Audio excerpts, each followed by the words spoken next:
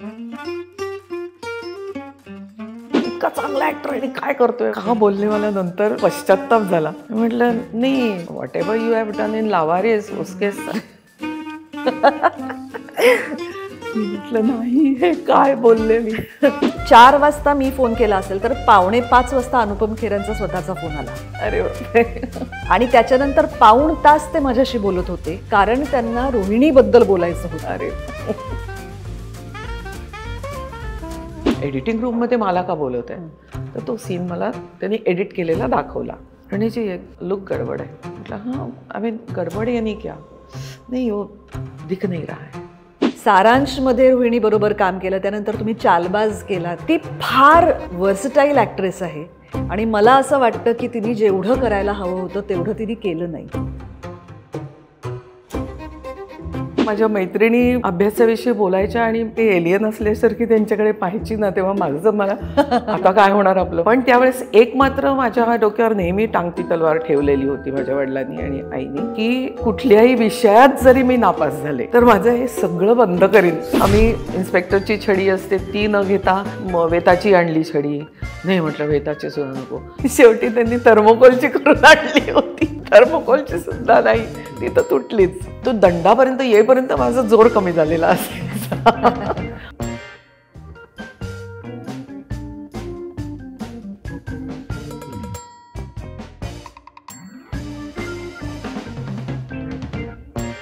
नमस्कार, आर पार वुमन की बात मध्ये मी मुग्धा गोडबोले पुन्हा एकदा तुम्हा सगळ्यांचं मनपूर्वक स्वागत करते.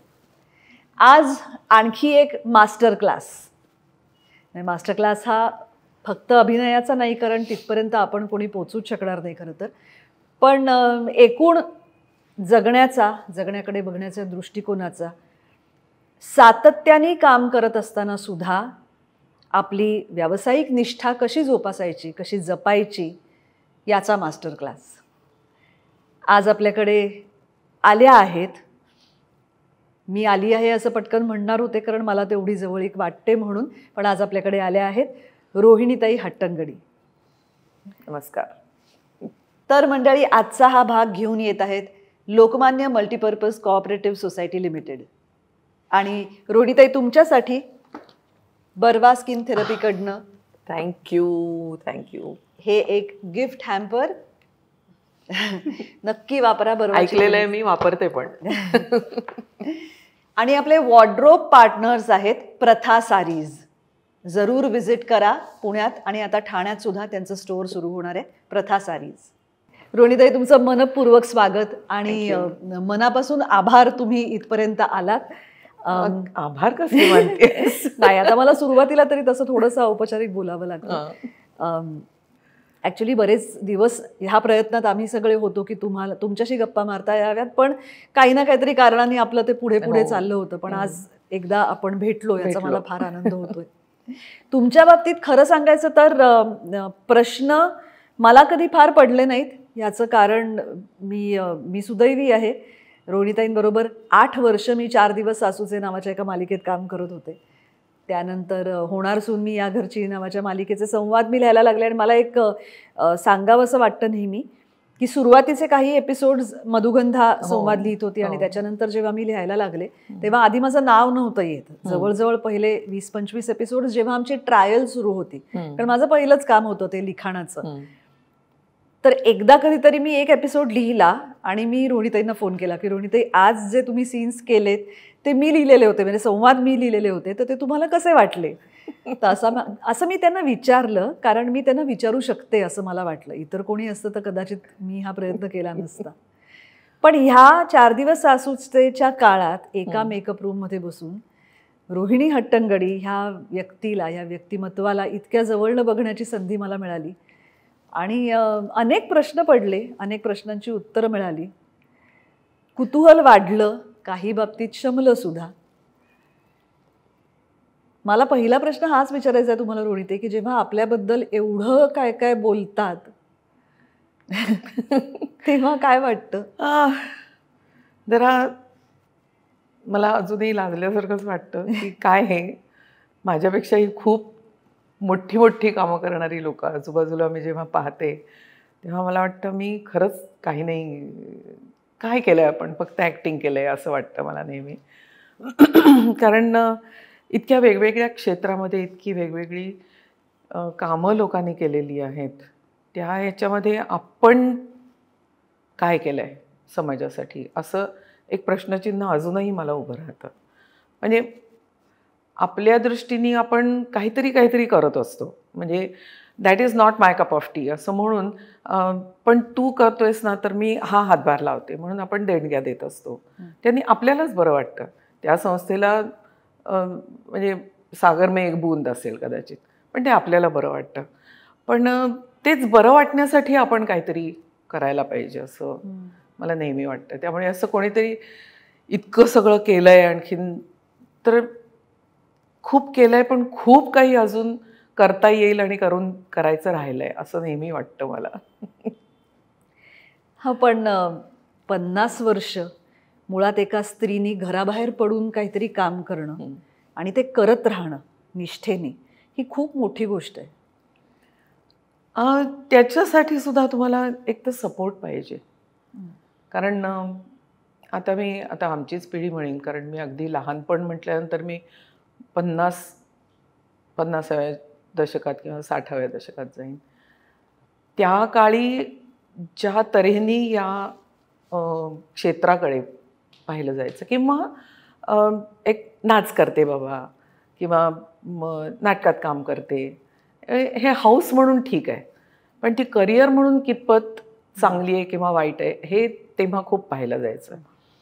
आणि त्यावेळेस हे सुद्धा होतं की मध्यमवर्गीय कुटुंबांच्या मध्ये की पहिल्यांदा घरचं पहा आणि मग नंतर तुमचं काय हाऊस असेल ते करा, ह्या गोष्टीसुद्धा होत्या. आणि त्या काळामध्ये मला हा सपोर्ट मिळणं म्हणजे माझ्या फॅमिलीकडनं, माझ्या आईवडिलांचा, मेनली आईवडिलांचा सपोर्ट. कारण मला आठवतं आहे आमच्या नाटकाच्या तालमी, मी पुण्यामध्ये नाटकाच्या तालमी 9 नंतर चालायच्या. म्हणजे जेवायचं खायचं आणि तालमीला यायचं. संध्याकाळचं तालमी मी इथं येऊन करायला लागले, मुंबईत येऊन करायला लागले. त्यामुळे तालमी असायच्या आमच्या 9 वाजता रात्री. आणि रात्री मग 12 व्हायचे. मग 12 वाजता एकटी मुलगी कशी जाणार, बरं कोणीतरी सोडायला यायचं घरी. तर मी माझ्या सायकलवर, तो त्याच्या सायकलवर, तो माझ्या घरापर्यंत माझ्याबरोबर असणार आहे. मी घरात वळले, बाय बाय केलं आणि तो गेला निघून. हां, सोडायला येतो तिला मुलगा, हा थोडासा एक ॲटिट्यूड त्यावेळेस असायचा. त्यामुळे पण तो ॲटिट्यूड कुठेही मला माझ्या आईवडिलांनी किंवा तो जवळ येऊन दिला नाही.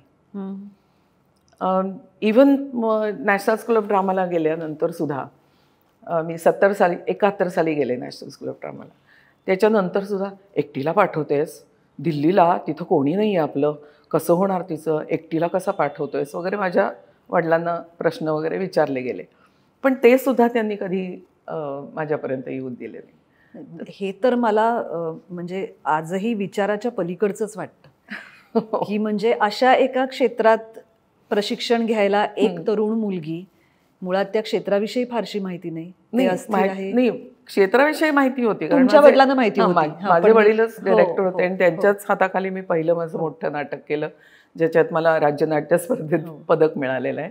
पण हा सपोर्ट असल्याशिवाय मला वाटतं तुम्हाला पुढे जाता येत नाही.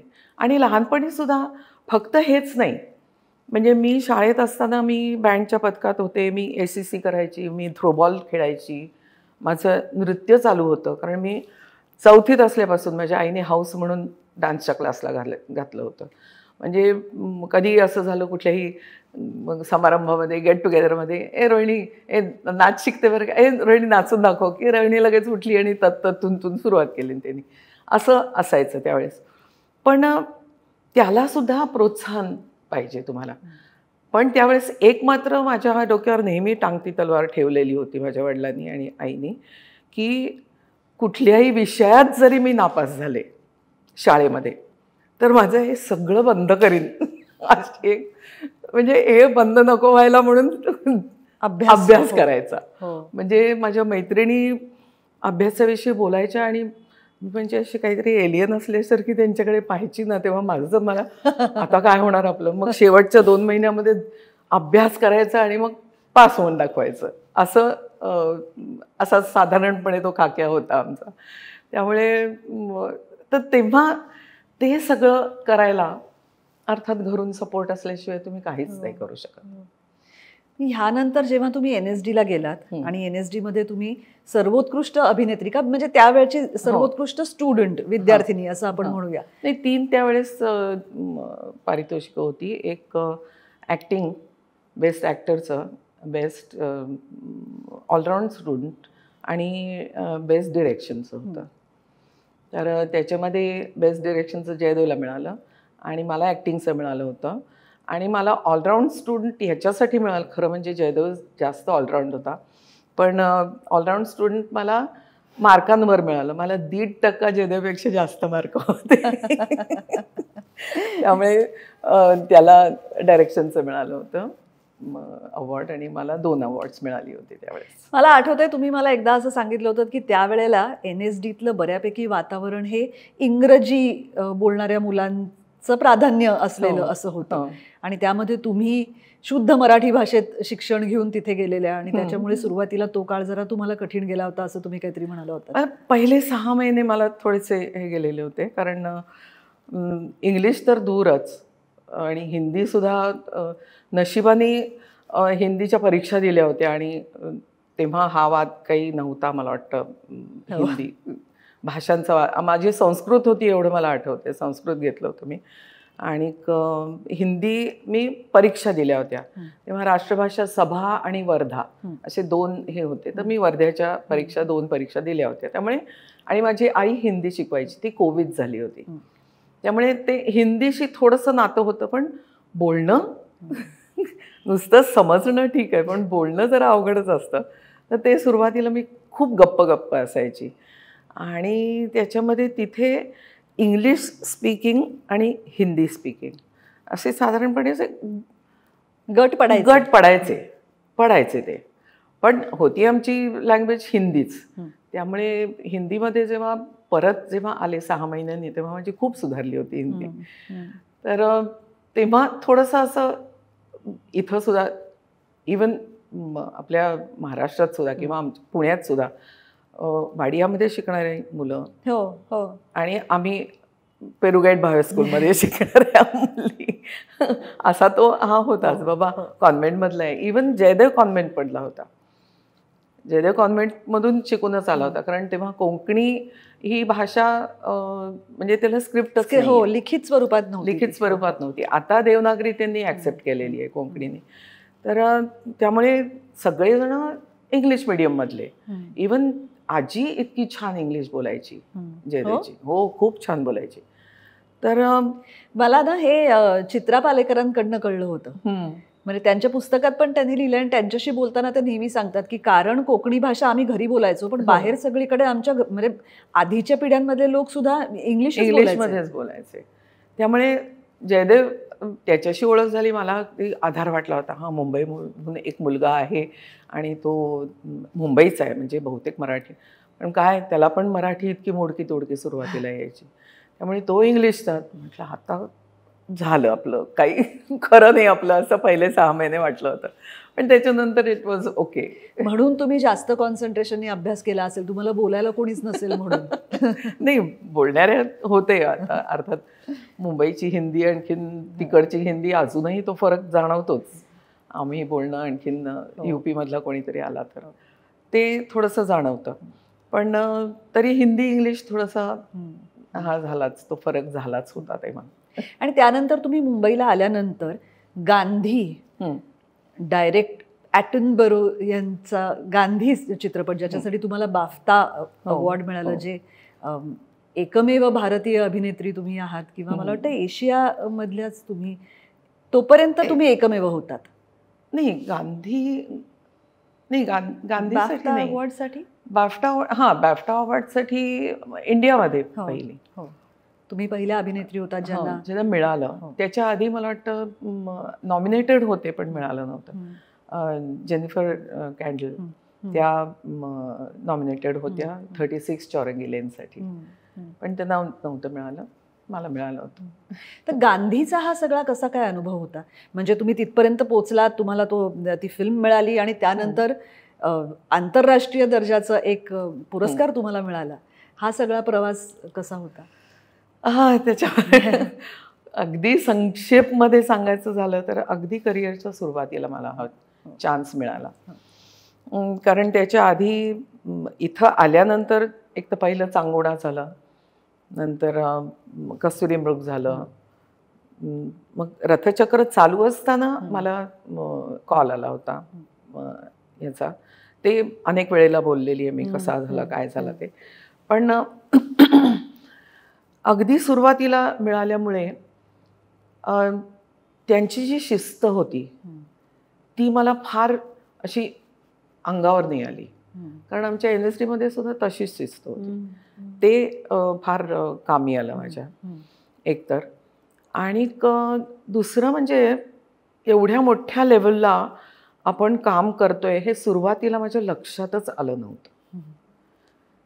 आणि ती फिल्म जेव्हा शूटिंग चालू होतं तेव्हा हळूहळू हळूहळू हळूहळू माझ्या मनामध्ये तो मॅग्निट्यूड फिल्मचा तो त्याच्यानंतर माझ्या डोक्यात शिरला की अरे बापरे असं झालं होतं. अदरवाईज सुरुवातीला it was just a role for me. आणि जेव्हा मला कळलं तेव्हा मी पहिलं म्हणजे आपल्याला अभ्यास करायचा आहे, इथं आपल्याला सांगणारं कोणी नाही आहे. म्हणजे बसून काही वर्कशॉप वगैरे घेतलेलं नव्हतं आमचं. अच्छा. आम्हाला फक्त स्क्रिप्ट दिलेलं होतं आणि you are suppose to study yourself.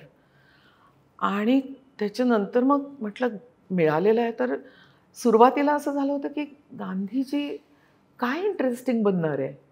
कारण मी 51ची आहे, आम्ही पोस्ट इंडिपेंडन्स जनरेशन आहोत आणि आम्हाला गांधीची माहिती फक्त इतिहासाच्या पुस्तकांमधून.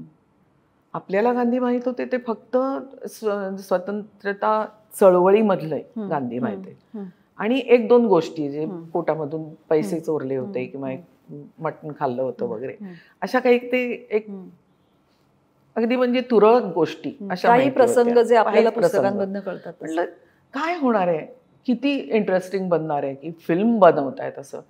त्यामुळे मी पहिल्यांदी जसं मला कळलं तसं मी मणिभवनमध्ये गेले आणि सत्याचे प्रयोग आणून वाचलं पहिल्यांदी.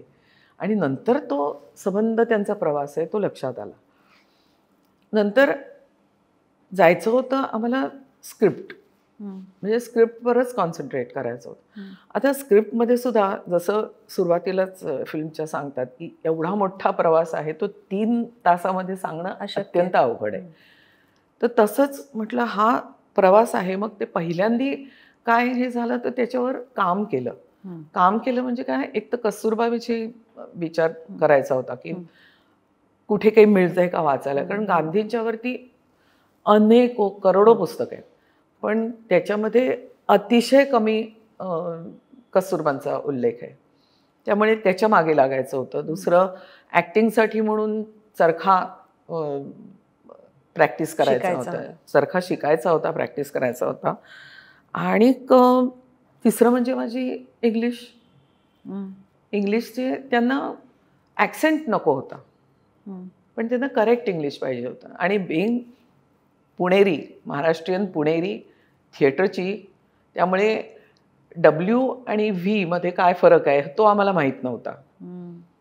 कारण आपल्याकडे सगळं वच असतं पण तिथं वाईफ म्हटल्यानंतर W आल्यानंतर तो वाईफ होतो आणि वाज म्हटल्यानंतर वाज होतो असं.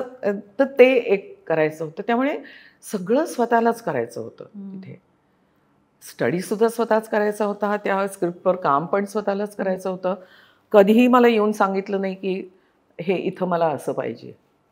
अच्छा. त्यामुळे स्क्रिप्ट वाचून मग ते कम्पेअर केलं की हा प्रसंग अमुक साली येतोय आणि हा प्रसंग अमुक साली येतोय आणि हे दोन्ही प्रसंग एकाच ह्याच्यामध्ये उल्लेख आहे.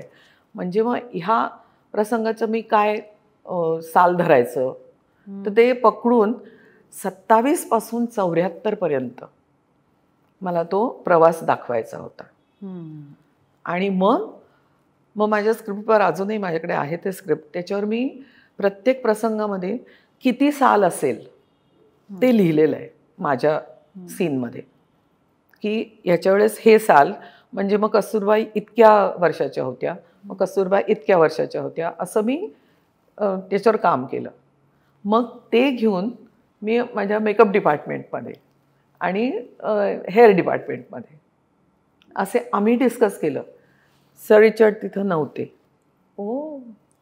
ते आपलंच करायचं होतं.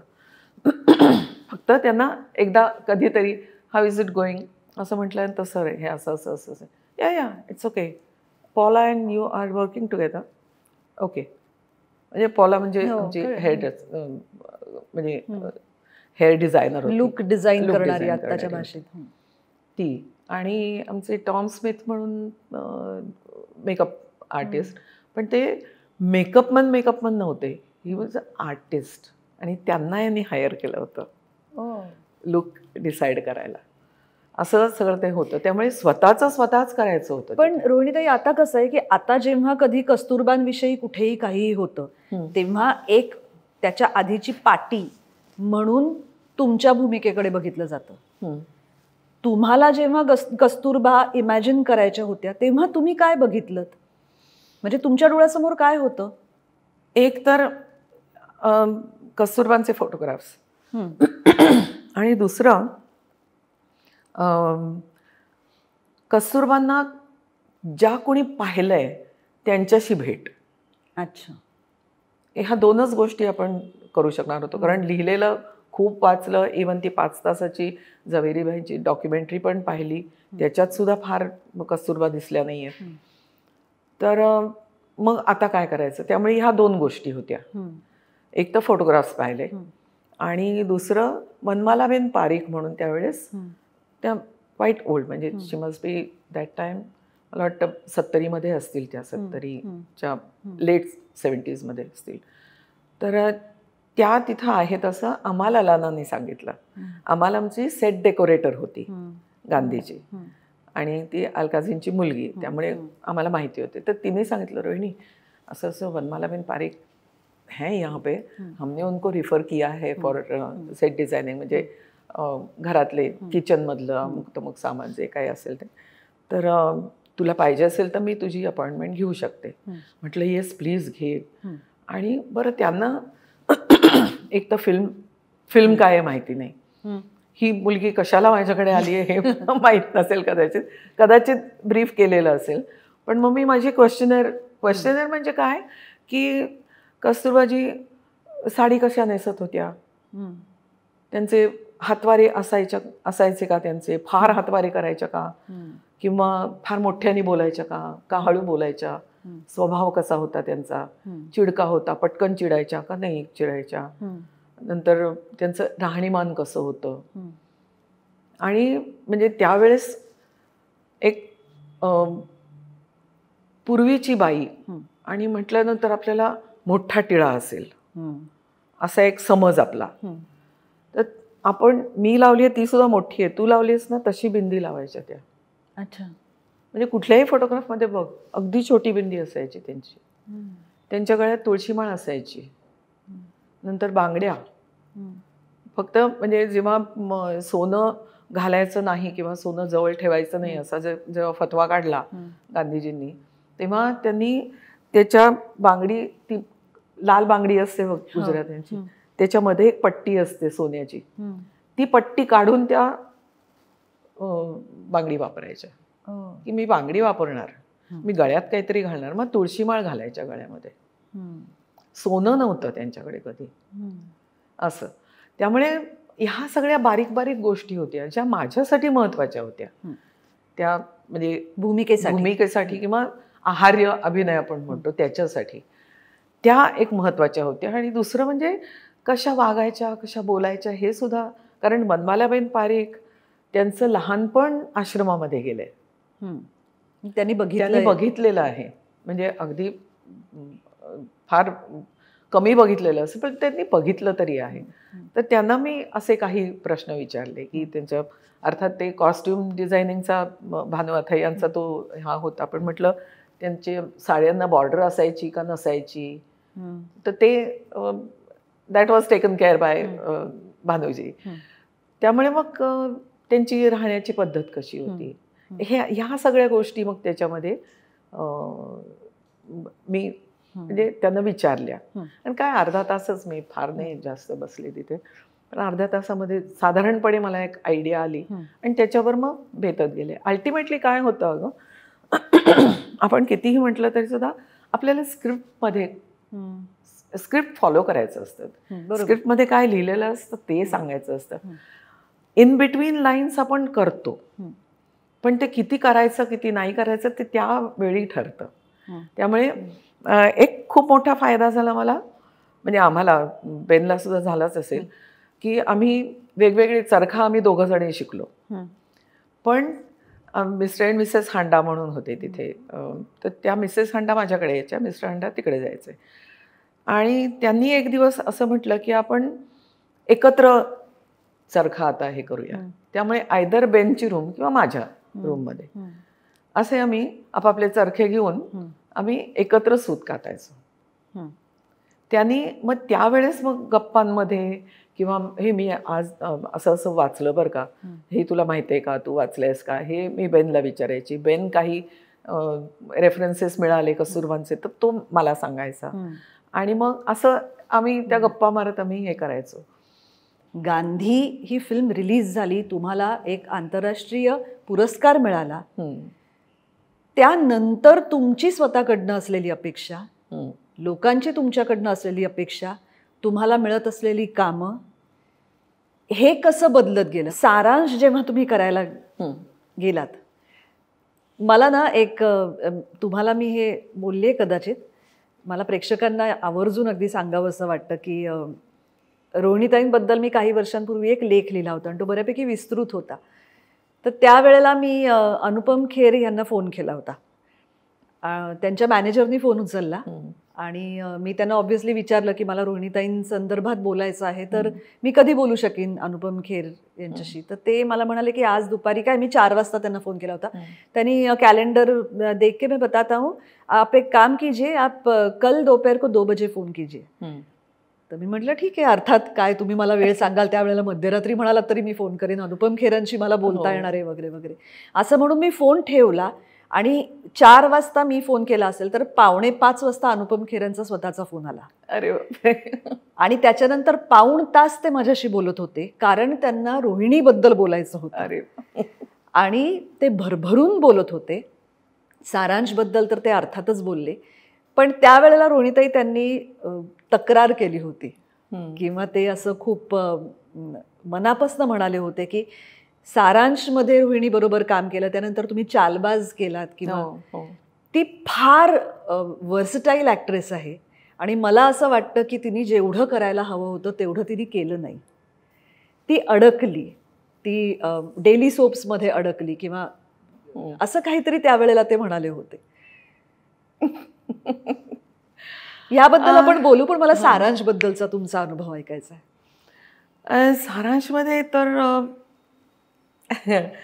सुरुवातीला जेव्हा त्याच्या आधी मी अर्थ केलं होतं महेश बरोबर, आणि सारांशचं जेव्हा त्यांनी मला सांगितलं तेव्हा ऑलरेडी मला हिंदीमध्ये आईचे रोल्स मिळायला लागले होते. आणि तेव्हा माझा थोडासा भ्रमनिरास व्हायला सुरुवात झाली होती की आपल्याला असं वाटलं होतं की आपलं एज पाहून आपल्याला रोल देतील, पण ते काय झालं नाही. आणि टाईपकास्ट म्हणतो आपण तसं साधारणपणे चाललं होतं. श्री बेबी येऊन गेला होता का त्याआधी? नाही नाही, नंतरच आहे. अनुपम बरोबर पहिला मी हा केला होता, सारांश केला. तर त्यावेळेस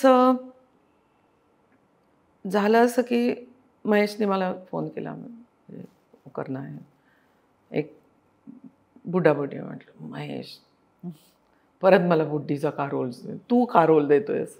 कारण त्याच्या आधी मी बाईचा रोल केला होता ना ह्याच्यामध्ये, अर्थमध्ये. तर का रोल देतोयस म्हणून ते म्हणे नाही तू स्टोरी सुनो फिर मुझे बताओ. म्हटलं बरं. मग वडाळ्याला तेव्हा राहत होते मी, वडाळ्याला घरी आला, त्यांनी स्टोरी वगैरे सांगितली. म्हटलं हाँ यार मैं कर रही हूँ. नहीं अगर तुम नहीं करोगे तो मैं फिल्म नहीं करूँगा. म्हटलं हे नको सांगू मला. पण म्हटलं नाही मी करीन. तेव्हा सुरुवातीला राजश्रीमधूनच हे करणार होते, पण सुरुवातीला असं चाललेलं होतं की संजीव कुमारला घ्या असं राजश्रीकडून त्याला सारखं चाललेलं होतं. म्हटलं मला संजीव कुमार बरोबर काम करायला मिळणार असं उगाच डोक्यामध्ये, पण ते अल्टिमेटली झालं नाही. आणि महेशने सांगितलं की असं असं अनुपम खेर नावाचा मुलगा आहे, NSDचाच आहे. म्हटलं हां मी पाहिलं, कारण मी अनुपमचं त्याच्या आधी long days journey into the night अमालनीच डायरेक्ट केलं होतं, त्याच्यात मी त्याचं काम पाहिलं होतं. सो मला साधारणपणे म्हणजे ॲक्टर कोण आहे ते तरी माहीत होतं. आणि त्याच्यानंतर फिल्म झाली ती वन शेड्यूलमध्ये जवळजवळ झाली आमची. त्यामुळे त्याचा अनुभव असा म्हणजे आम्ही कोणीही आमचं काम नसेल तर आम्ही मेकअप रूममध्ये कधी जाऊन बसायचो नाही.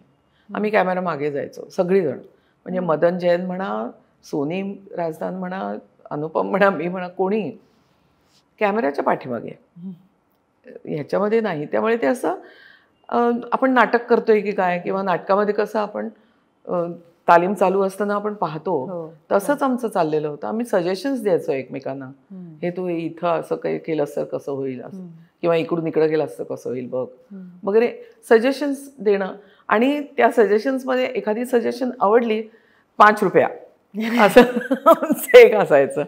मला नेहमी असं वाटतं, म्हणजे हा प्रश्न मला तुम्हाला विचारावा असं वाटतो की तुम्ही बेन किंग्सले, अमिताभ बच्चन, नसीरुद्दीन शाह, पंकज कपूर, अनुपम खेर, श्रीदेवी अशा एकाहून एक सहकलाकारांबरोबर काम केलं. मी त्यांना सगळ्यांना सहकलाकारच म्हणते, ॲक्टर्स किंवा स्टार्स मी नाही म्हणत. एका कलाकाराला आपल्या समोर अशा ताकदीचा, हिमालयासारखी असलेली ही सगळी माणसं त्याच्या समोर उभं राहायचंय, त्याच्या समोर परफॉर्म करायचंय, याच्यासाठी काय मानसिक तयारी करावी लागते? एक तर माझ्या मते एक तो ऑरा असतो, पण तो ऑरा असतो तो लोकांच्या समोर असतो. म्हणजे मी दिलीप कुमारजींच्या बरोबर सुद्धा काम केलेलं आहे. त्यांच्याबरोबर काम करताना थोडंसं, इवन अमितजींच्या बरोबर काम करताना सुद्धा सुरुवातीला हे होतं की हां असं, पण ultimately I am doing a character. आणि मला वाटतं ते करेज किंवा तो जो विचार आहे तो मला थिएटरने दिलेला आहे.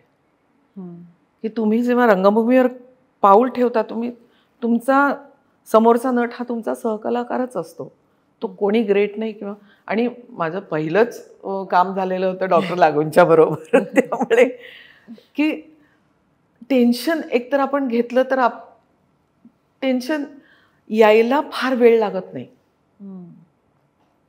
ते येऊ द्यायचं नाही असं म्हटलं तरी सुद्धा तो प्रॉब्लेम होतो.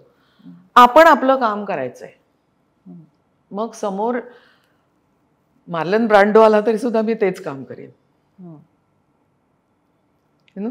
सो आणि दुसरं म्हणजे ही सगळी जण अशी सगळी नावं घेतलेली असतो, त्यांनी कुठेही स्वतःचा बडे जाव किंवा स्वतः स्टार आहोत, मला नाव आहे, अमुक आहे, हे कधीही सेटवर जाणवून दिलं नाही. They were actors on stage. त्यामुळे माझ्या मते हे स्टार असणं किंवा मोठा ॲक्टर असणं हे सेटच्या बाहेर असतं, हे विंगच्या आतमध्ये असतं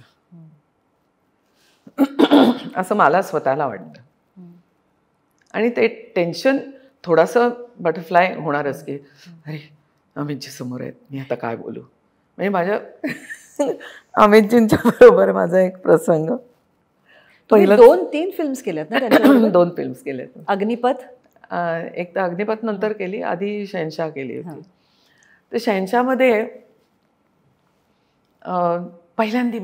पहिला दिवस माझा अमितजींच्या बरोबर, म्हणजे अमितजी, मी आणखीन सुप्रिया पाठक, ते दोघं जण बहीण भाऊ, मी आई त्यांची.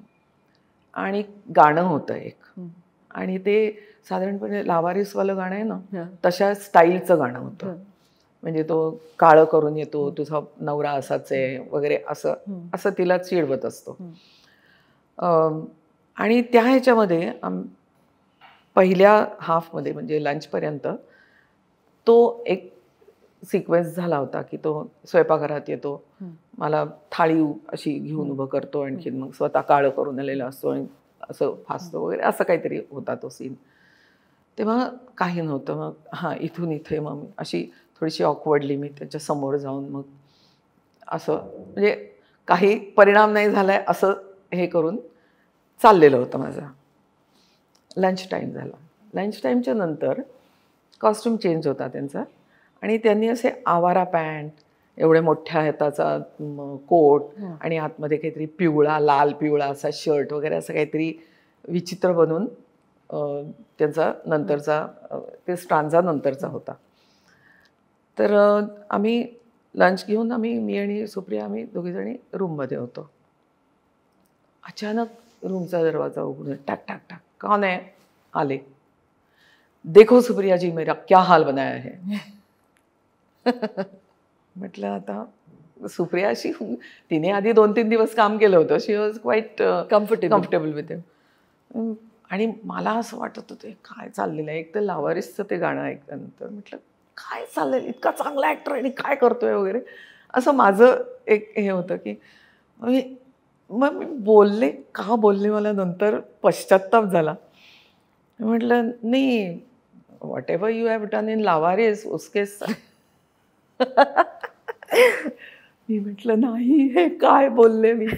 बरं, हे ऐकल्यानंतर काही उत्तर नाही. अबाउट टर्न निघून गेले ते. आणि मी नंतर सुप्रिया म्हटलं मी काय बोलले. म्हटलं हे मला ऐकावं लागणार आहे आता. सेटवर गेल्यानंतर मला काहीतरी उत्तरं द्यायला लागणार आहेत, काहीतरी टॉन्टिंग होणार आहे, आणखीन काहीतरी. आणि मी मनातल्या मनात प्रिपेअर करत होते. हां, नाही मला नाही वाटत आहे तुमच्यासारख्या चांगल्या माणसांनी असं करावं, असं मी उत्तर देईन त्यांना, अमुक तमुक, असे खूप प्रिपेअर केलं होतं मी. आणि जेव्हा श्वास घेऊन मग सेटवर जेव्हा गेले, यू वोंट बिलीव्ह,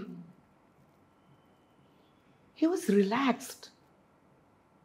म्हणजे मला कुठेही असं जाणवलं नाही की मी असं काहीतरी बोलले आणखी त्यांनी काहीतरी मनावर घेतलंय. ही वॉज म्हणजे काही न झाल्यासारखंच ही वॉज बिहेविंग. आणि खूप रिलॅक्स्ड वाटत होते मला. म्हणजे ती माझी अवस्था असेल, म्हणजे मी अशी बॅकफूटला जाऊन होते म्हणून मला ते जास्त जाणवलं असेल का काही माहिती नाही, पण व्हेरी रिलॅक्स्ड. आणि त्याच्यानंतर कधीही त्यांच्यासमोर मला असं झालं नाही. त्यांनी तुम्हाला ते जाणवून नाही दिलं त्यांनी. किंवा कदाचित I don't know what he thought, पण मी मे बी माझी विचार करण्याची पद्धत ही त्यांना समजली असावी, किंवा मी काय विचार करते, मी काय ह्यानी आहे, म्हणजे ॲक्टर कशी आहे. त्याच्यानंतर तो सीन झाला होता जिथे मी दंडुक्याने त्याला मारते, तेव्हाच ही वॉज सो नाही लगाई ना, कोई बात नाही, एक लग जाएगी उसमें क्या है असं. आणि मला तो दंडापर्यंत येईपर्यंत माझा जोर कमी झालेला असायचा. आम्ही किती ट्राय केलं. आम्ही साधी म्हणजे ती जी इन्स्पेक्टरची छडी असते ती न घेता ती वेताची आणली छडी. नाही म्हटलं वेताची सुद्धा नको. शेवटी त्यांनी थर्मोकोलची करून आणली होती. थर्मोकोलची सुद्धा नाही, ती तर तुटलीच. आणि मग शेवटी असं हे करून मी लागेल म्हटलं पॅड तो कम से कम लगा दीजिए ना वगैरे, असं चाललं होतं माझं. पण नाही, ते हे कर, मग कधीतरी आपण उलट्या ॲक्शन करतो ना, तसं सुद्धा केलं होतं. म्हणजे दंडाकडून बरोबर रिव्हर्स लावता येतं, ते सुद्धा केलं, ते पण नाही. मग शेवटी एक मला वाटतं मला द्यायला लागली त्यांना. म्हटलं आय एम सो सॉरी. नाही अरणेजी, असं चाललं होतं त्यांचं. पण रुढीताई, तुमचे आणि अमिताभ बच्चन, काय आपण त्यांना म्हणायचं, बच्चन साहेबांचे अग्निपथ मधले सीन्स म्हणजे क्लासिक्स आहेत अक्षरशः. म्हणजे मला ही तुलना कदाचित चुकीची असेल, पण जो ठामपणा कस्तुरबांच्या भूमिकेमध्ये होता, साधारण तसाच अपने हात धुलो विजय म्हणताना होता. ह्याच्या एक्झॅक्टली उलट्या तुम्ही चालबाजमध्ये होतात. हो, जानी ये चाकू है च्या वेळेला ज्या तुम्ही होतात. पण म्हणजे तुम्हाला सांगते की माझ्या घरात सुद्धा झालेला हा संवाद आहे. हे सगळं बघितल्यानंतर जेव्हा तुम्हाला चालबाजमध्ये बघितलं तेव्हा का करतायत रोहिणीताई असं वाटलं होतं लोकांना? हो, झालं होतं ते. म्हणजे पण मला ते करायचं होतं. एकतर त्याच्या आधी मी पंकज बरोबर करमचंदचा एक एपिसोड केला होता. मग हा झाला ज्याच्यात अर्चना पूरण सिंग पहिल्यांदा आली होती, जलवा. श्री बेबी ना? त्याच्यात तुम्ही श्री बेबीचा रोल केला होता, ड्रग डीलर असते, तो केला होता. आणि त्याच्यानंतर जेव्हा यांनी सांगितलं म्हणे रोहिणी जी मुझे एकदम अलग चाहिए, म्हणजे रोहिणी जी दिखनी नहीं चाहिए, असं करून पंकज आला होता. You can do it. म्हटलं हो, मला चालेल, मजा येईल मला करायला. आणि त्याच्यानंतर तो संबंध त्याच्यावर पण खूप अभ्यास झाला. मला कुठली हेअरस्टाईल चांगली दिसेल, कुठली फनी पण वाटेल आणि हेअरस्टाईल पण ती हेअरस्टाईल वाटली पाहिजे, आणि मग मेकअप कसा करायचा, माझे कॉस्ट्युम्स वेगळे असले पाहिजेत, त्याच्यावर सगळ्यावर काम झालं वगैरे. आणि मजा आली तो सिनेमा करायला. आणि त्याच्यात परत अनुपम आणि मीच होतो, त्यामुळे कम्प्लिटली वेगळे, आम्ही दोघंजणही कम्प्लिटली वेगळं होतो. आणि त्याच्यानंतर मला आठवतंय माझा भावाचा मुलगा, त्याने एकदा रणित्या तुला पैसे कमी पडले का म्हणून तू अशा म्हटलं अरे तू माझ्या दृष्टीने विचार कर की मला काहीतरी वेगळं करायला मिळतंय. म्हटलं मी, आणि असं नाही आहे की मी कॉमेडी केलेलं नव्हते, त्याच्या आधी मी लपंडावसारखं नाटक पण केलं होतं. लफडा सदन, लपंडा हे मी म्हणजे गांधीच्या आधीची ही माझी नाटकं आहेत, त्यामुळे आपल्याला एक्सप्लोअर करणं आपल्याला पाहिजेच असतं. आणि तसं म्हटलं मला मजा आली ते करायला. आणि एकदम वेगळं आहे, एकदम म्हणजे तुम्ही इमॅजिन करू शकणार नाही असं आहे. आणि तो समजा फेल झाला तर इट्स ओके, म्हणजे नाही मला करता आला, पण तो सक्सेसफुल झाला तर चांगलंच आहे ना. तो माझ्यासाठी तो एक ट्रायम्फ असा असेल की हे सुद्धा मी करू शकते.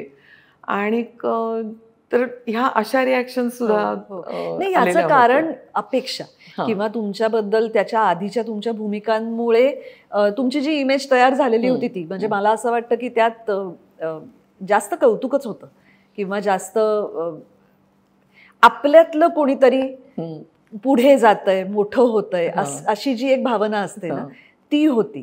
त्याच्यामुळे कदाचित असं वाटलं असू शकेल. पण तुम्ही म्हणताय ते अगदी बरोबर आहे, ते संस्मरणीय होतं. म्हणजे ती भूमिका आणि तो चित्रपटही हे विसरता येणं शक्यच नाही. कारण बघ ना, आपल्याला एकतर त्यावेळेस मी इतकी टाईपकास्ट झालेली होते, आई आई आई, यंग टू ओल्ड.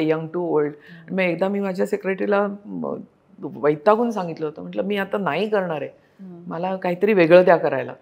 आणि मी 4 फिल्म्स नाकारल्या होत्या. तेव्हा त्यांनी मला समजावलं होतं, रणीजी नामत काही आहे, थोडासा सिलेक्टिव्ह रही आहे, लेकिन बिलकुल नामत काही आहे वगैरे असं चाललेलं होतं त्यांचं. तर त्याच वेळेस मला अग्निपथची ऑफर झाली होती. आणि मुकुल आनंदचा आधीचा एक चित्रपट मी नाही म्हणून सांगितलं होतं. तेव्हा मुकुल आनंदने विचारलं होतं, अभि आप करेंगी? असं करत म्हटलं स्टोरी सुद्धा तो करूंगी. आणि मग जेव्हा इंटरव्हलपर्यंत स्टोरी मी ऐकली त्याच्यानंतर म्हटलं हां आप करने के लिए तयार आहे. म्हटलं देखिए, मला आणि अग्निपथ ॲक्सेप्ट करताना सुद्धा मी म्हटलं मी आत्तापर्यंतच्या ज्या अमितजींच्या फिल्म्स पाहिलेल्या आहेत त्यात अमितजी हिरोईन आणि विलन याच्याशिवाय कोणीही दिसत नाही. कुठल्याही फिल्म कुठली काढून पहा. म्हटलं ही एक पहिली फिल्म आहे ज्याच्यात मला एक कॅरेक्टर वेगवेगळी दिसतीये आणि कॅरेक्टर म्हणून दिसतीये. म्हटलं म्हणून मला ही आवडलेली आहे फिल्म आणि म्हणून मी करते. म्हटलं मी पण मला तू मला विचारतोयस तर मी पण सांगतेय तुला. पण खरंच तशी होती ती फिल्म. पण तुम्हाला तो चष्मा लावून दिसत होता, तो जाड भिंगाचा चष्मा होता तुम्हाला? पुढे पुढे होता, शेवटी होता मला नाही, तो गोल चष्मा होता. त्याच्यामध्ये सुरुवातीला यंग डेजमध्ये तर नव्हता, पण त्याच्यानंतर त्याची सुद्धा एक गंमत आहे. सुरुवातीला मी शिक्षिका असं एक लक्षात घेऊन मग एक नॉर्मल लुक केला होता मी, आणि एक सीन केला त्याच्यात हॉस्पिटलमधला, जो मी म्हणजे अमितजी नव्हते त्याच्यात, मी खाली उभी असते, आणखीन कृष्ण नायर येतो आणि माझे पैसे पाहिजेत वगैरे असं. तो एक सीन आहे आमच्या दोघांचा, तो सीन केला होता. आणि तिसऱ्या दिवशी नाही, त्याच्यानंतर लगेचच एक 8 दिवसामध्ये मला फोन आला, आणि ज्या एडिटिंग रूम में आ सकती है, आणि बांद्रालाच होती ती. क्या हुआ, कोणाचा फोन आला? यशजींचा, की आ सकती है, मुकुल जी ने बताया है जरा. म्हटलं आती होता. एडिटिंग रूममध्ये मला का बोलवत आहे? तर तो सीन मला त्यांनी एडिट केलेला दाखवला, आणि जी लुक गडबड आहे. मतलब हाँ, आई मीन गडबड यानी क्या, नाही वो दिख नहीं रहा है. मग तिथं आमचं असं ठरलं की ही बाई असणार आहे ती फ्रीडम मुवमेंट मधली असणार आहे, मग तिने खादी नेसायला पाहिजे. आणि मग तिला, तर तेव्हा मी थोडीशी स्केप्टिकल होते राऊंड फ्रेम लावायला. म्हटलं हे कस्तुरंजनसारखंच दिसेल म्हणून. म्हणजे नाही, आपण करूयात ना काहीतरी.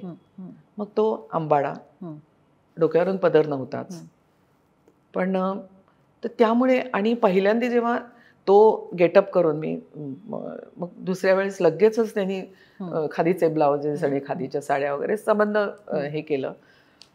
मी जाऊन उभी राहिले हे करून, माझ्याकडे मुकुलने असं पाहिलं, मी असे छान आंबाडा वगैरे घालून गेलेत, पाहिलं, या केसामध्ये असा असा असा असा हात फिरवला, म्हणजे रफल गेले माझे केस. हां, अब ठीक आहे. त्यामुळे त्याच्यानंतर हे लावल्यानंतर मी विंचरायची वगैरे नाही, उलट 2 बटा मी जास्तच काढायची आणि संबंध अशी विस्कटून हे करायची. म्हणजे त्यामुळे त्या कॅरेक्टरला, त्या खादीच्या साडीमुळे, त्या चष्म्यामुळे त्याला एक कॅरेक्टर आली होती. Otherwise it was just another हे. त्यामुळे तुमचा गेटअप सुद्धा तुम्हाला खूप सपोर्ट करतो त्याच्यामध्ये. त्यामुळे मेरा बेटा गुंडा नहीं था हे जेव्हा शेवटी म्हणते, ते बिलिव्हेबल होतं की ही बाई, तिला हे करायला नकोय ह्यानी, कारण ती या बॅकग्राऊंडनी आलेली आहे. यु नो, सो ते संबंध एकत्र, तो आपण एकजिन्सी म्हणतो ना, मग तसं ते होतं. त्यामुळे मग ज्यावेळेस मी त्याला म्हणते आपले हात धुवले, ते बिलिव्हेबल वाटतं की हे हीच बाई बोलू शकते, बाकी नाही कोणी बोलू शकत. काय ताकद होती त्या एका वाक्यात. आणि मला इतका तुमचा राग आला होता, त्याच्यानंतर तुम्ही तो नीना गुप्ताचा का कुठला तरी एक शो केला होता, गेम शो, तुम्ही ते नाव विसरला होतात. विजय दीनानाथ चौहान हे नाव तुम्ही विसरला होता. तुम्हाला आठवणार नाही आता. दुसऱ्या दिवशी मी शूटिंगला आले तीच फ्रस्ट्रेट झाले होते की रोहिणी तुम्ही ते नाव कसं विसरले होते. अगं असं अचानक अंगावर काहीतरी, म्हणून तर मी, आपण आता ह्याच्यामध्ये सुद्धा कौन बनेगा करोडपती वगैरे बघताना आपण, अरे हे उत्तर आहे, हे आपण इथं बसून सांगतो, तिथं गेल्यानंतर तुमचं चालतच नाही. म्हणजे मला आठवतंय की आम्ही घरी बघत होतो ते, आणि आम्ही उड्या मारत होतो रोहिणी विजय दीनानाथ चौहान, आणि नाही मला आठवलं त्यावेळेस.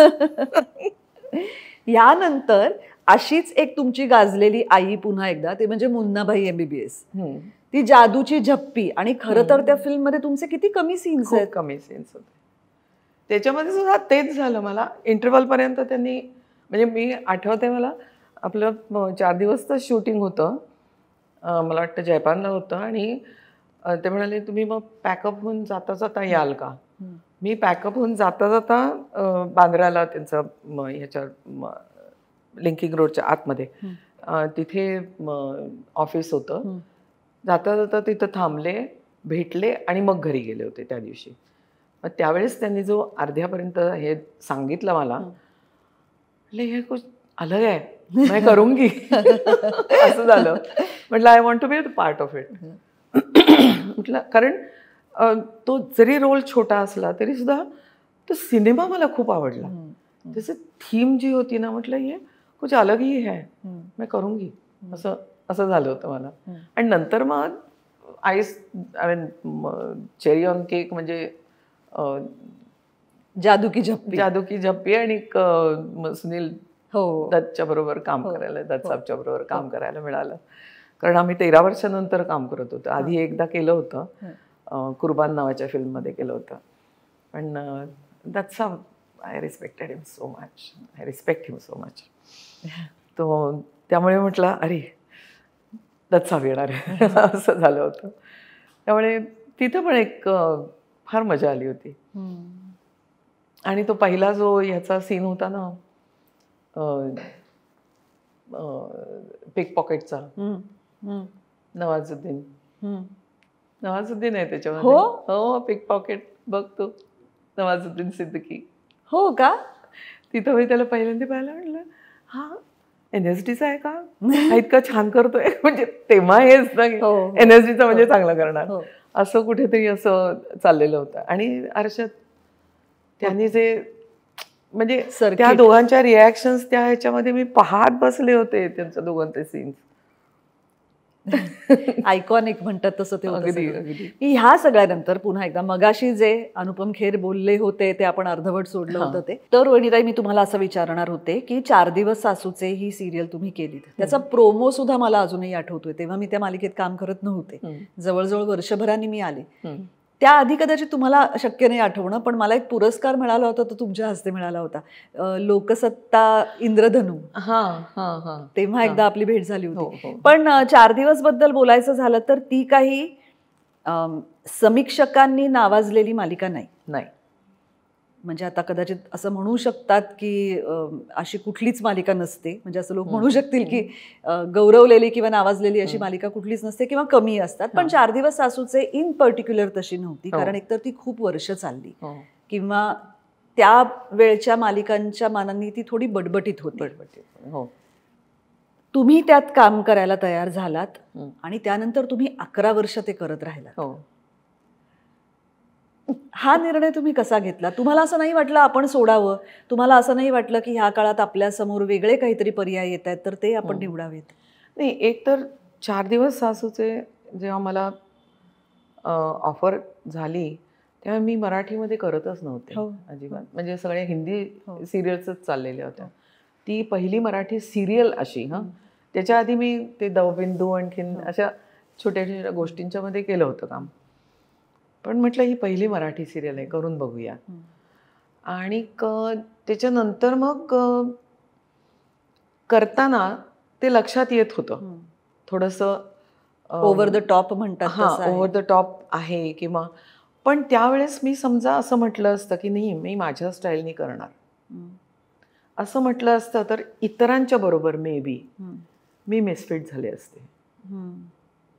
कारण तुम्ही जेव्हा काम करता तेव्हा डायरेक्टरचा एक रोख असतो, एक स्टाईल असते डिरेक्टरची, ती तुम्हाला समजली पाहिजे. म्हणजे अनंत महादेवांबरोबर काम करताना मला काम केल्यासारखंच वाटत नव्हतं आता वेळ झाली मध्ये. कारण त्याच्यामध्ये इतकं ते रिअलिस्टिक होतं. मग तुम्ही त्याच्यामध्ये काहीतरी ड्रॅमॅटिक करायचा प्रयत्न केलात तर तुम्ही पकडले जाता.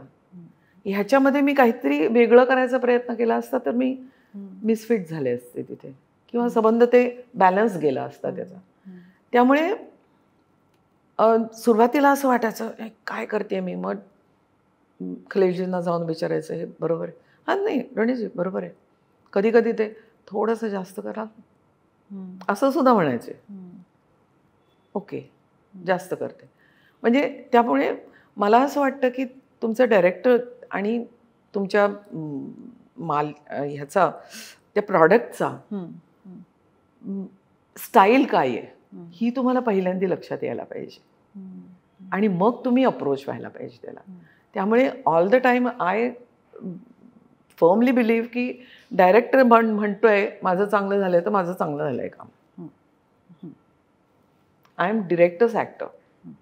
माझं बॅगेज घेऊन मी तिथं गेले तरी सुद्धा अल्टिमेटली म्हणजे असं खूपदा असं व्हायचं की तो सीन पटायचा नाही. इवन कविताचं आणि माझं असं व्हायचं, ही कविता आहे सीन काय असं असं असं काय आपण बोलू का गं वगैरे इथपर्यंत व्हायचं. मग आपण खलीलजींना जाऊन विचारूया हे असं कसं होणं. मग आम्ही खलीलजीच्याकडे जायचो. मग खलीलजी त्यांच्या ह्याच्याप्रमाणे आम्हाला समजावून सांगायचे. मग आम्ही एकमेकींच्याकडे पाहायचं, चला ते सांगतायत तसं करूया, असं असं व्हायचं तिथे. त्यामुळे कुठेही ती म्हणजे मी एकदा खलीलजींना, तुला अगदी आठवत असेल तर मला वाटतं आनंद अभ्यंकर मामाचं काम करत होता आणि त्याच्यामध्ये एक शॉट होता त्यांचा, मी त्याच्यावर खलीलजी काय करतायत असं झालं होतं मला. त्यांचा असा अर्धा चेहरा, अर्धा अंधारात आणि अर्धा उजेडात वगैरे असा एक चेहरा मला आठवतोय, तो एक शॉट होता. खलीलजी क्या नाही रोणी जी अच्छा दिखेगा, ओके दॅट्स युअर स्टाईल. मग त्या स्टाईलमध्ये आम्हाला बसवायलाच पाहिजे असं व्हायचं. आणि दुसरं 13 वर्ष काम करण्याविषयी म्हणशील तर म्हणजे तूही तो अनुभव घेतलायस. सरासरी महिन्याला आपण 10 ते 12 दिवस काम केलेलं आहे. हो.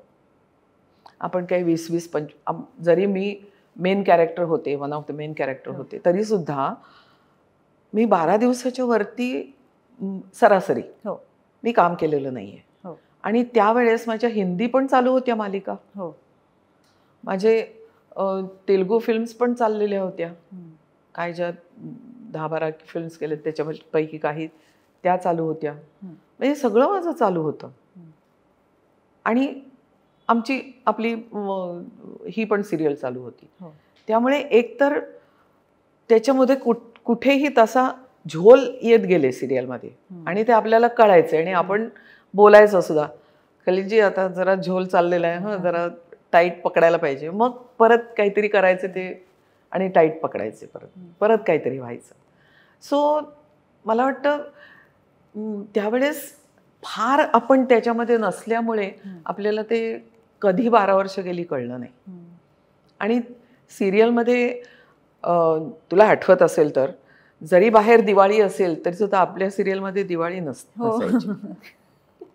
जे आजकाल म्हणजे सगळ्याच ह्याच्यामध्ये बाहेर होळी आहे तर तुमच्या सिरियलमध्ये होळी असायला पाहिजे, बाहेर अमुक आहे तर ते आलंच पाहिजे. आणि आलंच पाहिजे असा जो हा आहे ना, तो फार घातक आहे. कारण एक स्टोरी लाईन चाललेली असते आणि मध्येच काहीतरी, अरे बापरे आता ह्याच्यामध्ये काहीतरी, मग त्यालाच काहीतरी गुंफून म्हणजे ओढून ताणून ती होळी आणायची, असं थोडंसं होतं ना, ते नाही बरं वाटत. नाही, आणि मला असं वाटतं त्यांची ताकद होती त्यांची शिस्तबद्धता. म्हणजे ते ज्या पद्धतीने 2-2 महिने आधीपासून कलाकारांच्या तारखा घेऊन काम करत होते. एकही तारीख म्हणजे आदल्या महिन्यात ज्या तारखा मिळालेल्या आहेत एकही तारीख चुकलेली नाहीये त्यांची, किंवा ऍड सुद्धा झाली नाहीये आणि कमी सुद्धा झालेली नाहीये.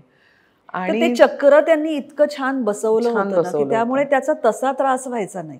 म्हणजे सगळ्याच बाबतीमध्ये इतकी शिस्तबद्ध होती ती. बरं, मालिका घराघरात पोचली होती, म्हणजे नंबर 1 मालिका वर्षानुवर्ष होती ती त्या काळात. त्यामुळे म्हणून असेल कदाचित. पण मला कारण काय वाटतं की एवढी मेकअप रूम होती आपली, मला अजूनही आठवतंय साधारणपणे.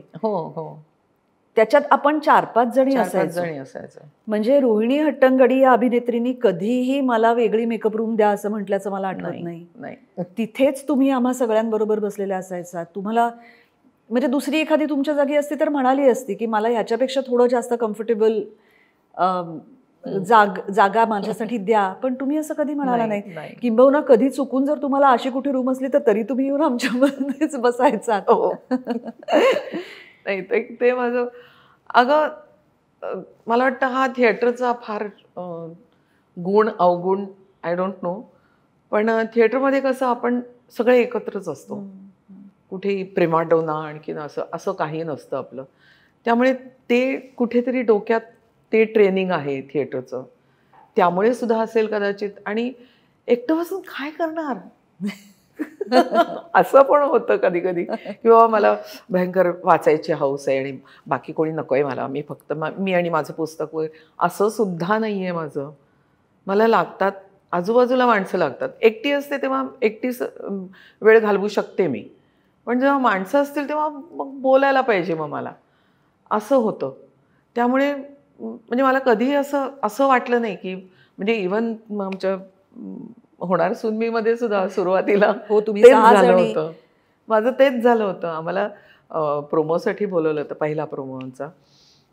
त्यावेळेस मला व्हॅनिटी दिली होती आणि ह्या सगळ्या जणींना त्याच बंगल्यामध्ये वरची रूम दिली होती. आणि म्हटलं सगळ्या जणी कुठे आहेत त्या सगळं. बरं, ओळख तशी फार एक दोघींची, म्हणजे सुविता मला माहितीची होती, सुप्रिया पण तेव्हा माहितीची नव्हती, पुनू सुद्धा नाही, स्मिता आविष्कारमध्ये तिने काम केलं होतं म्हणून ती माहितीची होती. पण म्हटलं ह्या सगळ्या जणी कुठे आहेत, इथं आहेत. मग तिकडं होत्या. पहिल्या शॉटला मी जे आले व्हॅनिटी, मी वरती त्यांच्याबरोबर. म्हटलं मला नाही व्हॅनिटी वगैरे, मी इकडंच तयार होते. असं, कारण ती मला वाटतं ते ट्रेनिंगच नाही आणि ते मला नाही. आणि त्याच्यामुळे गंमत काय व्हायची की कितीही काहीही डिस्कम्फर्ट असला तरी आम्हाला कधी असं, आमच्यात ती हिंमतच झाली नाही की आम्ही जाऊन सांगू की जरा इथे काहीतरी हा प्रॉब्लेम आहे. कारण रोहिणीताई बसल्या आहेत ना तिथे, त्यांची काही तक्रार नाहीये, मग आम्ही काय तक्रार करणार, असं व्हायचं आमचं तेव्हा. मी आणि कविता कधीतरी हे बोललोही होतो की त्यांना सांग ना जाऊन सांगायला, आपण कसं सांगणार. पण हा धडा होता, म्हणजे हा आमच्या सगळ्यांसाठी धडा होता की एकदा आपण एक काम करायला घेतलं की ते किती निष्ठेने केलं पाहिजे. अगदी कमिटमेंट इज कमिटमेंट. मग तुम्ही नाही हे करू शकत. आणि ते आयुष्यभर कमिटमेंटसाठी मी फिल्मसुद्धा सोडलेली आहे, म्हणजे नाटकाच्या कमिटमेंटसाठी फिल्म्स पण सोडलेले आहेत. म्हणजे आता घेतलेलं आहे, तर काम करायला लागतंय असं म्हटल्यानंतर सुद्धा त्या कमिटमेंटनी काम करायला लागणार. तर ती सुद्धा म्हणजे शेवटपर्यंत पाळलेली आहे की आपलं चुकलंच इथं काम करून असं जेव्हा वाटलं तरी सुद्धा काम करत राहिले. मला त्यावेळेला आणखीन एक गोष्ट अशी जाणवली होती रोहिणीताई की तुम्ही ना एकदा कधीतरी असं काहीतरी बोलणं चाललं होतं तर तुम्ही पटकन म्हणालात की मला शेअर्स ट्रेडिंग पण शिकायचंय. तेव्हा तुम्ही मला असं म्हणाला होतात की तुम्ही खूप पूर्वीपासून स्वतः CA कडे जाऊन स्वतः सगळी तुमची फायनान्शियल डीलिंग्स शिकला होतात आणि हँडल करायला लागला होता तुमची तुम्ही. तर हे कसं काय, म्हणजे जयदेवजी बरेचदा असं होतं ना की तुम्ही काम करताय, तुम्ही खूप बाहेर असता, तर मग दुसरी व्यक्ती बाबा हे सगळं बघेल. तुम्हाला का असं वाटत होतं की आपण आपला सगळा पैसा सांभाळावा? कमावणं ही वेगळी गोष्ट झाली, त्याचं नियोजन कसं करायचं हेही मला शिकायचंय, असं तुम्हाला काय वाटत होतं? ते मला वाटतं नियोजन माझ्या वडिलांच्याकडून एकतर थोडंसं आलेलं आहे, कारण सेव्हिंग्ज हा जो प्रकार आहे तो मी माझ्या वडिलांच्याकडून शिकले. म्हणजे सेव्हिंग्ज असं नाही, पण थोडं थोडं. कारण मला एकदा आठवतंय, माझ्या वडिलांनी, मी जेव्हा 18 वर्षाची झाल्यानंतर एकदा बोलावलं, रोहिणी इकडे सही कर. म्हटलं हे काय आहे? तर तेव्हा NSCs, नॅशनल सेव्हिंग सर्टिफिकेट्स तेव्हा होते. ते तुझ्या नावाने नॅशनल सेव्हिंग सर्टिफिकेट. मी पाहिलं, हजारांमध्ये काहीतरी, 1000मध्ये अशी अमाऊंट होती. म्हटलं एवढे? तेव्हा मी 18 वर्षाची असताना 100 रुपये सुद्धा ग्रेट वाटायचे. तर तेव्हा त्यांनी सांगितलं की तुमच्या जन्मापासून माझ्या भावाच्या वाढदिवसाला 100 रुपयाचे, म्हणजे त्यावेळेसचे 100 रुपयाचे ते NSCs घेऊन ठेवायचे. आणि ते वर्षानंतर जेव्हा मॅच्युअर होतील तेव्हा तीच रक्कम पुढे रिन्यू करायचे. त्यामुळे तो आकडा असा, अरे बापरे, असा आकडा झाला होता. ते एक झालं. दुसरं, 3 मुहूर्त असतात, 3.5 मुहूर्त असतात आपले, पण त्या 3 मुहूर्तावर बाबा 1-1 ग्रॅम सोनं घ्यायचे, घेऊन ठेवायचे. तर ते एक वन ऑफ द सेव्हिंग्जच होतं एका परीने. आणि माझं जेव्हा मला पहिल्यांदा माझा कस्तुरी मृग आलं, पहिलं नाटक, जिथे मला पाकिट मिळायला लागलं. बाबांनी सांगितलं की ते 4 4 प्रयोगांच्या मागे 1 प्रयोगाचे मला द्यायचे. ओके, मग किती प्रयोग झालेत? 12 प्रयोग झालेत. मग हे बाबांच्याकडे एकदा पुण्याला चक्कर असायचीच, तेव्हा आय वॉज नॉट मॅरिड. पुण्याला गेल्यानंतर तेवढे बाबांच्याकडे द्यायचे, बाकी सगळे मग मला. माझं लग्न झालं, त्या निघताना बाबांनी माझ्याकडे त्यावेळेस 77ला 12,000चे NSC आणून दिले मला. हे तुझे. आणि त्यावेळेस माझ्या बँकेमध्ये 1,000 रुपये सुद्धा नव्हते. म्हणजे ते सेविंग ते इतकं उपयोगी नंतर पडलं. सो ते सेव्ह करण्याची तिकडून मला थोडीशी हे आली. बरं इकडं असताना मग जयदेवला बघितलं. जयदेवला सेविंगचं आणखीन पैशाचं फार हे नव्हतं. पण मला मी सेविंग म्हणजे मग रिकरिंग कार्ड, अमुक कार्ड तमुक कार्ड. आणि मग तो एकदा असं झालं होतं की मला दिवाळीमध्ये मी चांदी घ्यायची. चांदीचं नाणं आपण घेतो. चांदीचं नाणं घ्यायला सुद्धा माझ्याकडे पैसे नव्हते त्यावेळेस एका वर्षी. जयदेव म्हटलं हे काय खरं नाही आपलं. बरं दिवाळीची तयारी वगैरे सगळं झालं होतं पण ते खरेदी करण्यासाठी म्हणून खर्च करायला ते नव्हते. त्यावेळेस मी ठरवलं एक गुल्लक घेऊन आलो. जयदेवला सांगितलं जयदेव दिवसाच्या शेवटी झोपायच्या आधी तुझ्या पाकिटामध्ये आणि माझ्या पाकिटामध्ये 4 आण्याचं नाणं जे असेल ते ह्याच्यात टाकायचं. नसेल तर नाही टाकायचं. 2 असतील तर 2 टाकायचे. 1 असेल तर 1 टाकायचं. पण 4 आणे ह्याच्यात टाकायचे. नसेल तर नाही. कारण आणि तेव्हा ह्याच्यामध्ये नोटांमध्ये फार आपण डीलच करायचो नाही ना. नाणीच होती. आणि मग तो गुल्लक पुढच्या दिवाळीला फोडायचा आणि त्याची मी चांदीचं हे घ्यायची. असं ते एक सेविंग्स चालू होतं. त्यामुळे मग जयदेव म्हणाला आता तू बघ बाबा मला ते काही जमत नाही आहे. त्यामुळे मग मी म्हटलं बरं आता ह्याच्यामध्ये पैशाचे व्यवहार कोणीतरी दुसरं करतंय. एक तर दुसरं करायला कोणीच नव्हतं. ते आपल्याला नाही जमत. अजून ती एक मिडल क्लास मेंटॅलिटी आहे अजूनही आहे. ते नेहमी माझं बघते बाबा. म्हणजे आजकाल अगदी तिथं पण काय झालं त्याच्यानंतर मला इन्कम टॅक्स भरायची वेळ आली तेव्हा माझे CA आजगावकर होते. चंद्रशेखर आजगावकर म्हणून. ते प्रभादेवीला राहायचे. तर त्यांनी एकदा मला बोलवून घेतलं. म्हणजे पहिल्यांदा हे काय असं विचारायचं. एकदा बोलवून घेतलं ये तू इकडे. आणि तेव्हा कम्प्युटर नवीनच आलेला होता. तर ते क्रेडिट आणि डेबिट आपण ज्याला क्रेडिट म्हणतो ते कम्प्युटरवर म्हणजे ह्याच्यामध्ये डेबिट असतं. आणि हा मला प्रकार समजला नाही. म्हटलं हे डेबिट काय म्हणून त्यांना विचारलं. मग त्याने तू ये माझ्याकडे असं म्हणून त्यांनी मला बोलवून घेतलं आणि मला ते यायला लागलं. आणि मग मला त्याच्यात इंटरेस्ट वाटायला लागला. एकतर ते त्यांनी शिकवलं मला करायला. थँक्यू रोहिणीताई. Thank you so much. खूप छान गप्पा मारल्या. आता मला खूप वेगवेगळ्या गोष्टींबद्दल सांगितलं. फार मजा आली. Thank you so much. थँक्यू.